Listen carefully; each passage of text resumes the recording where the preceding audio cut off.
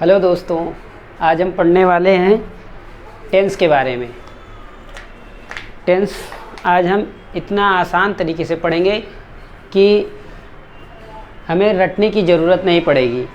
Tense को आज हम खेल खेल में ऐसा पढ़ेंगे कि एक बार पढ़ लिया तो ज़िंदगी भर याद रहेगा, भूलने का नाम नहीं लेगा।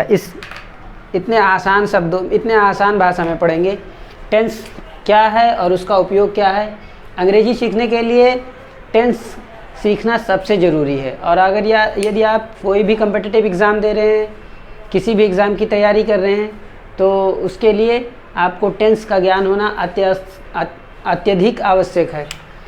देखते हैं टेंस क्या है और इसको कैसे उपयोग करते हैं।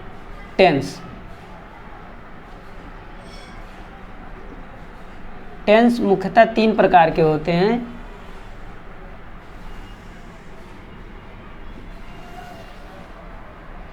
एक है प्रेजेंट टेंस, दूसरा पास्ट टेंस और तीसरा फ्यूचर टेंस। प्रेजेंट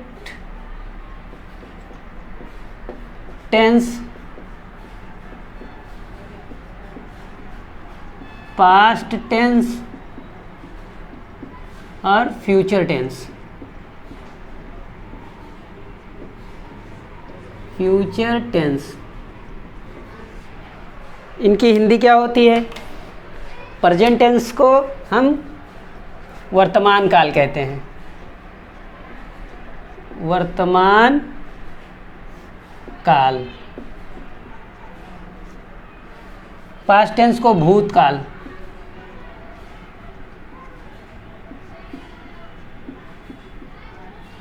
भूतकाल और इसको भविष्यकाल। फ्यूचर टेंस को भविष्य काल। टेंस का मतलब होता है काल। अब इसकी हिंदी तो और टफ है। अब इसे हम आम बोलचाल की भाषा में समझेंगे, एकदम देसी भाषा में पढ़ेंगे। टेंस वर्तमान काल, यानी जो मौजूदा समय में चल रहा हो उसे वर्तमान काल कहा जाता है। Present tense. पास्ट टेंस भूतकाल। भूतकाल मतलब वो भूत जिन्नात वाला नहीं है। भूतकाल मतलब बीता हुआ समय, जो बीत चुका हो उसे भूतकाल कहा जाता है। और भविष्यकाल जो फ्यूचर में होने वाला है। तो जो चल रहा है मौजूदा वक्त में उसे प्रेजेंट टेंस, जो बीत चुका है उसे पास्ट टेंस और जो होने वाला है उसे future tense. Present tense, past tense, future tense. Present tense जो वर्तमान में चल रहा है, मौजूदा वक्त में जो चल रहा है उसे प्रेजेंट टेंस, जो बीत चुका है उसे पास्ट टेंस और जो आने वाला है उसे फ्यूचर टेंस। एक उदाहरण तीनों का देता हूँ, उसके हिसाब से आप समझिए कि कौन टेंस है। मैं खाना खाता हूँ, प्रेजेंट टेंस, जो मौजूदा वक्त में चल रहा है। मैं खाना खाता हूँ, मैं स्कूल जाता हूँ, मैं अपना किताब पढ़ता हूँ, ये प्रेजेंट टेंस। मैंने खाना खाया था, ये पास्ट टेंस। मैंने खाना खाया था यानी बीत चुका है। मैं स्कूल गया था, मैंने अपना काम कर लिया था, ये पास्ट टेंस है। वो दिल्ली गए थे, वो स्कूल गए थे, उन्होंने अपना काम कर लिया था, यानी जो बीत चुका है उसे पास्ट टेंस कहते हैं। फ्यूचर टेंस जो भविष्य में होगा, यानी मैं दिल्ली जाऊंगा, मैं अपना काम करूंगा, मैं अपना पुस्तक पढ़ूंगा, ये भविष्य में होगा। हम कल घूमने जाएंगे, चिड़िया आसमान में उड़ेगी, यानी जो होने वाला है, अभी हुआ नहीं है, उसे फ्यूचर टेंस कहते हैं। अब आइए देखते हैं कि प्रेजेंट टेंस कितने प्रकार के होते हैं और इनका उपयोग कैसे होता है और इनकी पहचान क्या है। प्रेजेंट टेंस किसे कहते हैं, इनकी पहचान क्या है और इनका उपयोग क्या है, इसे हम बहुत ही सरल शब्दों में सीखने वाले हैं, एकदम आम बोलचाल की भाषा में। तो present tense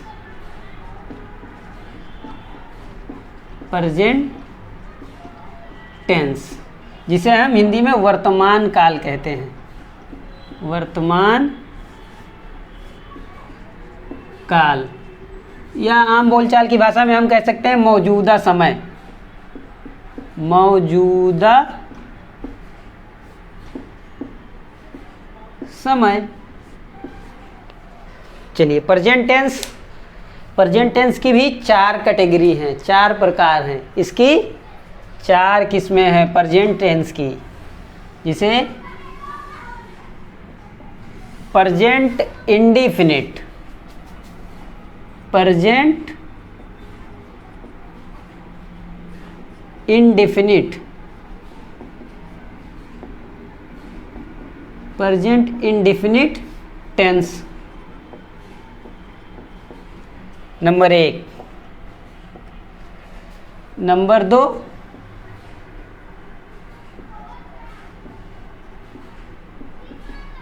present continuous,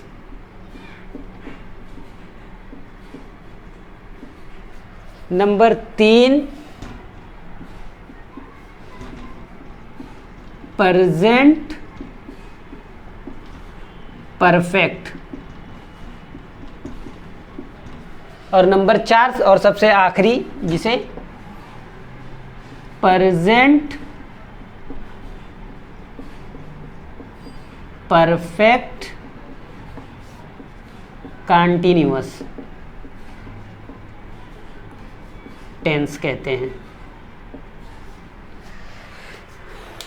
present tense की कितनी किस्में हैं दोस्तों? प्रेजेंट टेंस की कुल 4 किस्में हैं। Number 1 present indefinite, number 2 present continuous, number 3 present perfect और नंबर 4 प्रेजेंट परफेक्ट कंटीन्यूअस। कितनी किस्में हैं? Present indefinite, present continuous, present perfect और present perfect continuous. Present indefinite को आज हम पढ़ने वाले हैं। हम धीरे धीरे ही सीखेंगे, लेकिन एकदम बेसिक से सीखेंगे, एकदम बुनियाद यानी 0 लेवल से सीखेंगे। और ऐसा मैं आपको सिखाऊंगा कि आपको रटने की आवश्यकता नहीं होगी। एक बार आप पढ़ लेंगे तो आपको ज़िंदगी भर नहीं भूलने वाला है। हम कुछ इस तरीके से इसे इसीलिए बार बार हम वही बात को 2-3 बार मैं कहूँगा, ताकि आपको ये वीडियो देखते ही याद हो जाए।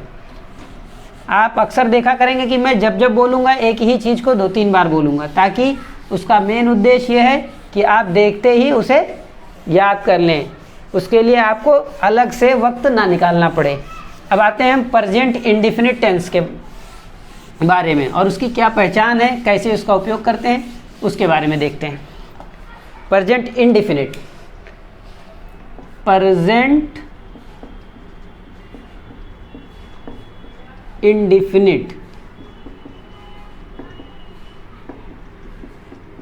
टेंस। प्रेजेंट इंडेफिनिट टेंस, इसकी पहचान क्या है और कैसे पहचानेंगे कि ये प्रेजेंट इंडेफिनिट टेंस है। कोई वाक्य अगर आपके सामने आ गया और आपको उसे बनाना रहे, तो आपको सबसे पहले आपको उसे पहचानना होगा कि वो कौन से टेंस की बात हो रही है। तो इसकी पहचान क्या है? प्रेजेंट इंडेफिनिट टेंस जिस वाक्य के अंत में ता है, ती है, ते हैं आदि शब्द आए, वो प्रेजेंट इंडेफिनिट टेंस होता है। प्रेजेंट इंडेफिनिट टेंस की भी कई कैटेगरी हैं, 4 कैटेगरियां हैं, 4 प्रकार हैं, जिसे हम पॉजिटिव सेंटेंस या अफर्मेटिव सेंटेंस, फिर निगेटिव सेंटेंस, फिर इंट्रोगेटिव सेंटेंस, फिर इंट्रोगेटिव नेगेटिव सेंटेंस। एकदम पूरा ये खिचड़ी तरीके से हो जा रहा है बताते वक्त, लेकिन एक एक करके हम जब देखेंगे तो ये बहुत ही आसान होगा। आइए देखते हैं प्रेजेंट इंडेफिनिट टेंस के पॉजिटिव सेंटेंस के बारे में। पॉजिटिव नंबर 1 हम यहाँ पहला देख रहे हैं, प्रेजेंट इंडेफिनिट टेंस का पहला प्रकार देख रहे हैं, फर्स्ट टाइप। पहला प्रकार जो है इसे पॉजिटिव सेंटेंस, पॉजिटिव या अफर्मेटिव सेंटेंस कहेंगे। पॉजिटिव या अफर्मेटिव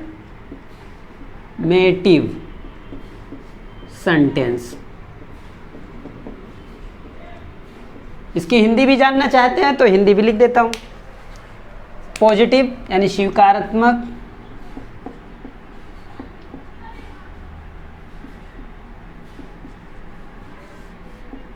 वाक्य। अफर्मेटिव, इसे ये भी दोनों का मतलब ही स्वीकारात्मक वाक्य है, यानी पॉजिटिव सेंटेंस जिसमें निगेटिव चीज़ नहीं आएगी, साधारण वाक्य जिसको हम कह सकते हैं अफर्मेटिव सेंटेंस, या सिंपल सेंटेंस भी इसे कहा जाता है। एक मिनट, इसे सिंपल सेंटेंस भी कहते हैं। पॉजिटिव सेंटेंस या अफर्मेटिव सेंटेंस या सिंपल सेंटेंस, तीनों का ही मतलब एक है। तो प्रेजेंट इंडेफिनिट टेंस की पहचान क्या होगी? जिस वाक्य के अंत में ता है, ती है, ते हैं आदि शब्द आए। जैसे मैं खाना खाता हूँ, राम विद्यालय जाता है, किसान खेत जोतता है, चिड़िया आसमान में उड़ती है, सीता अपना काम करती है, मैं तुम्हें पढ़ाता हूँ, एक्सेट्रा एक्सेट्रा। ऐसे कोई भी वाक्य आप ले सकते हैं जो साधारण हो, सिंपल हो, जिसमें निगेटिव सेंटेंस ना आए। जैसे मैं विद्यालय जाता हूँ, मैं विद्यालय जाता हूँ।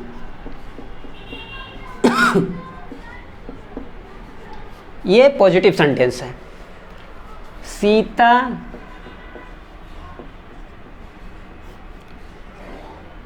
अपना काम करती है,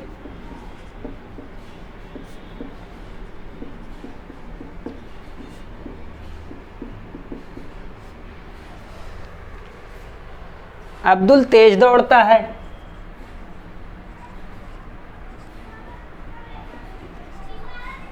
अब्दुल तेज दौड़ता है, चिड़िया आसमान में उड़ती है, चिड़िया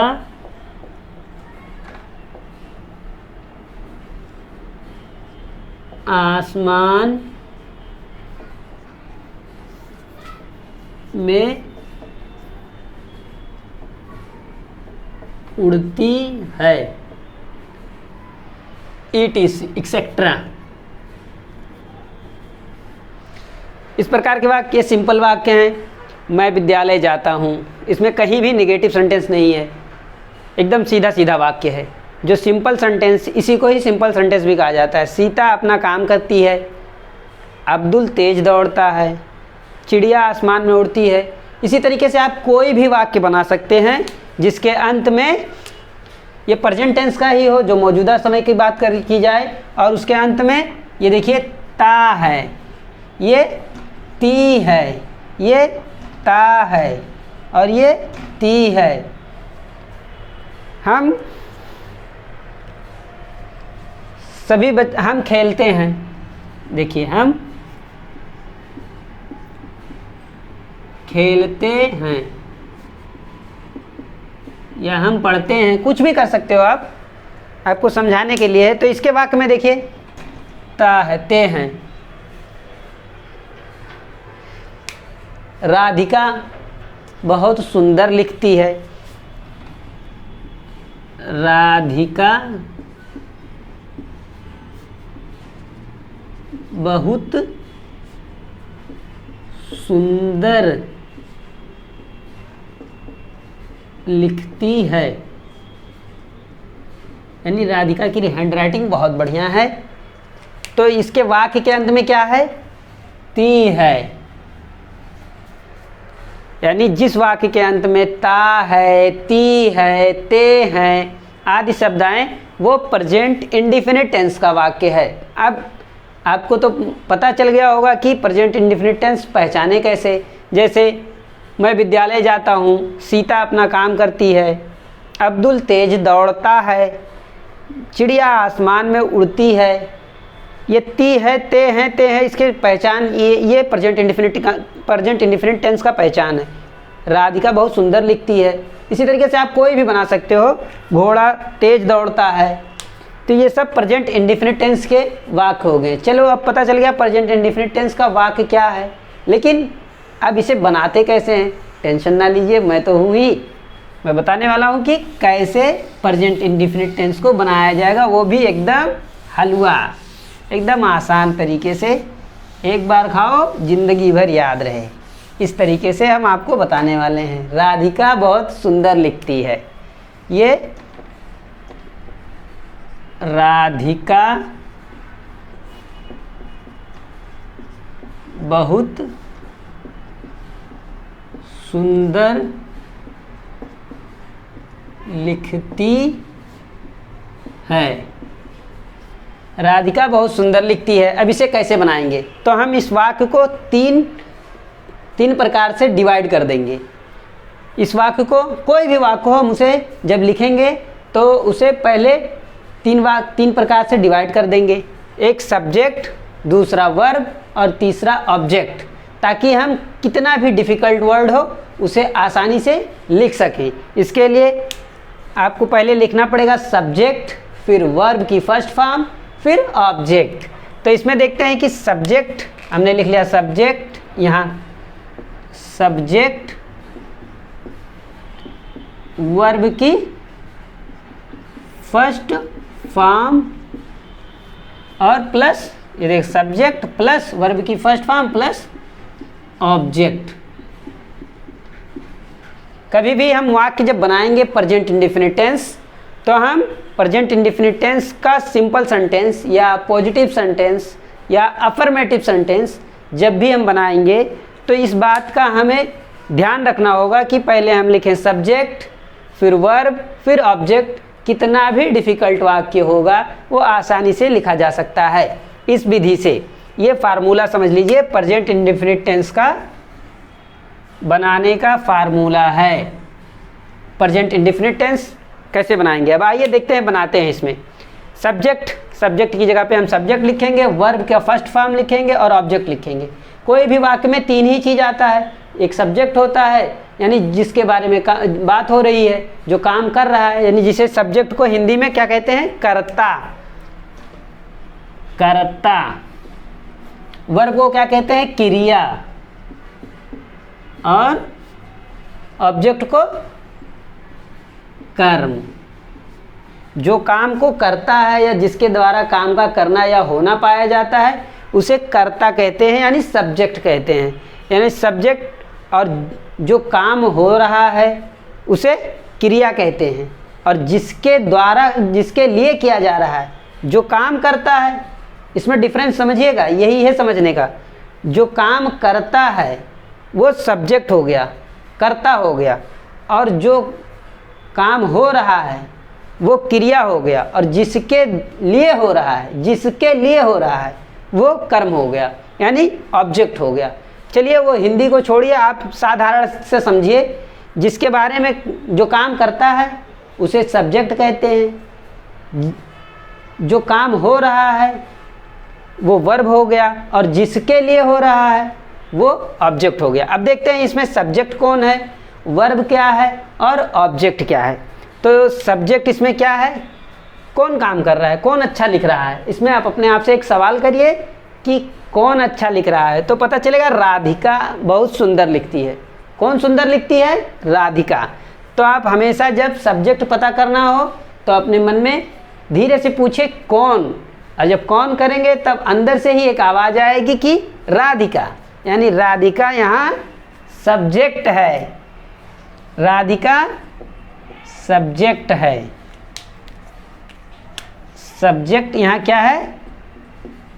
राधिका। तो हम यहाँ सब्जेक्ट के नीचे राधिका लिख लेंगे।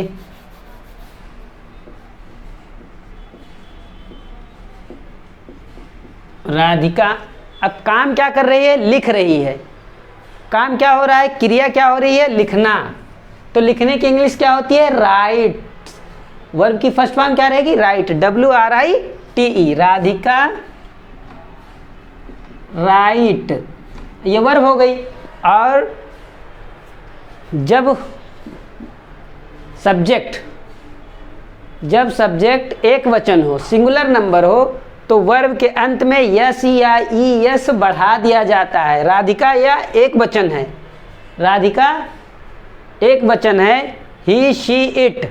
आइए देखते हैं। पहले यहाँ मैं एक ब्रैकेट में लिख देता हूँ ताकि आपको वाक्य बनाने में आसानी रहे। ये तो आप देख लिए होंगे, इसका मिटाने से कोई दिक्कत नहीं है। अब देखते हैं कि सिंगुलर नंबर क्या है। Singular number he, she, it. ये तीन चीज़ें ही शी इट जब रहेगा तो ये सिंगुलर नंबर है। और आई, एक मिनट इसको दूसरे पेन से लिख दूँ।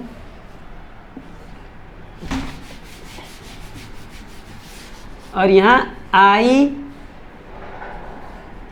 यू वी और दे, ये प्लूरल नंबर है।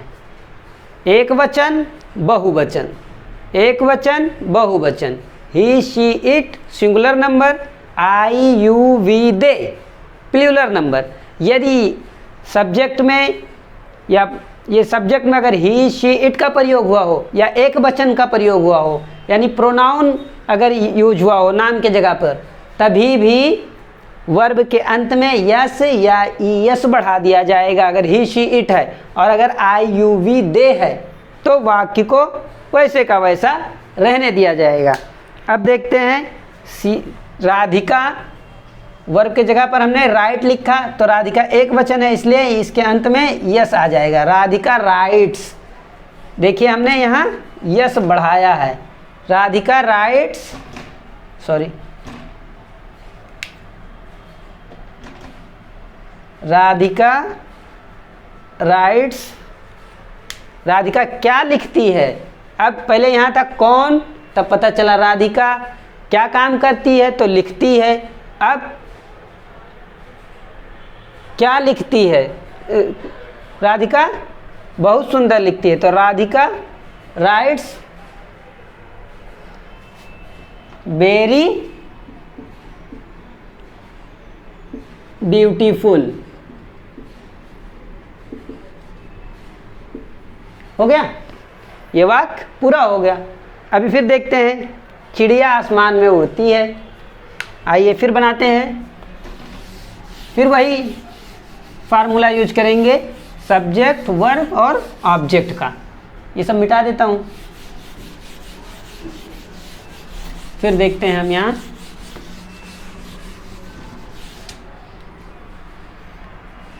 चिड़िया आसमान में उड़ती है।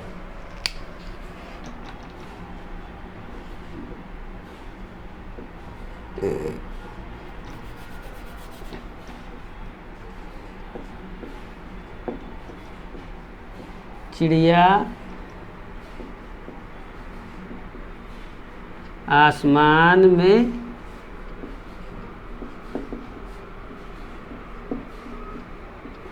उड़ती है। ये भी सिंपल सेंटेंस है, इसे कैसे बनाएंगे इसमें भी देख लेते हैं। पहले हम लिखेंगे फार्मूला, सब्जेक्ट फिर वर्ब की फर्स्ट फॉर्म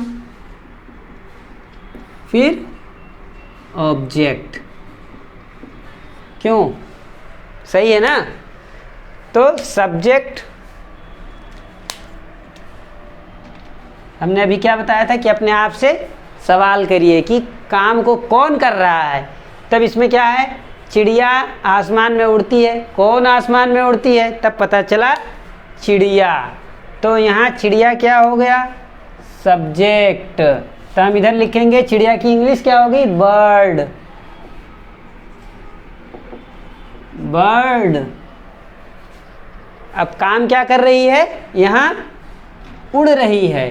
तो उड़ने की इंग्लिश क्या होती है, फ्लू। तो वर्ब का first form flu, bird fly या सॉरी फ्लाई होगा, बर्ड फ्लाई। अब कहाँ है, आसमान में, तो in the sky, birds fly in the sky, bird fly in the sky, चिड़िया आसमान में उड़ती है। मैं इस राजू स्कूल जाता है, राजू स्कूल जाता है। अब इसको कैसे बनाएंगे, फिर वही सब्जेक्ट वर्ब की फर्स्ट फॉर्म और ऑब्जेक्ट। पहले सब्जेक्ट लिख लेंगे, फिर वर्ब का फर्स्ट फॉर्म और फिर ऑब्जेक्ट लिख लेंगे। तो इसमें सिंपल सेंटेंस है। अब फिर हम फार्मूला लिख लें इधर, सब्जेक्ट शॉर्ट में लिख रहा हूँ, वर्ब की फर्स्ट फॉर्म, फिर ऑब्जेक्ट। तो इसमें कौन स्कूल जाता है, देखिए प्रेजेंट इंडेफिनिट टेंस का ही वाक्य है क्योंकि वाक्य के अंत में ता है। अब इसमें राजू स्कूल जाता है, तो अपने आप से सवाल करिए कौन स्कूल जाता है, तब पता चलेगा राजू। तो यहाँ सब्जेक्ट क्या हो गया, राजू।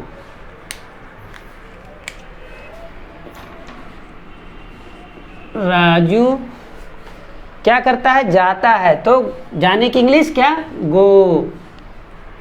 और कहाँ जाता है, तो ऑब्जेक्ट क्या है, स्कूल, SCHOOL। लेकिन हमने कहा था जब ये सिंगुलर वर्ब हो, सिंगुलर नाउन, सिंगुलर नंबर हो, एक वचन क्रिया हो, ही शी इट हो, तो वर्ब के अंत में यस या ES बढ़ा देते हैं। यहाँ राजू एक वचन है तो इसके अंत में ES बढ़ा देंगे, तो Raju goes to school, Raju goes to school, Raju school जाता है।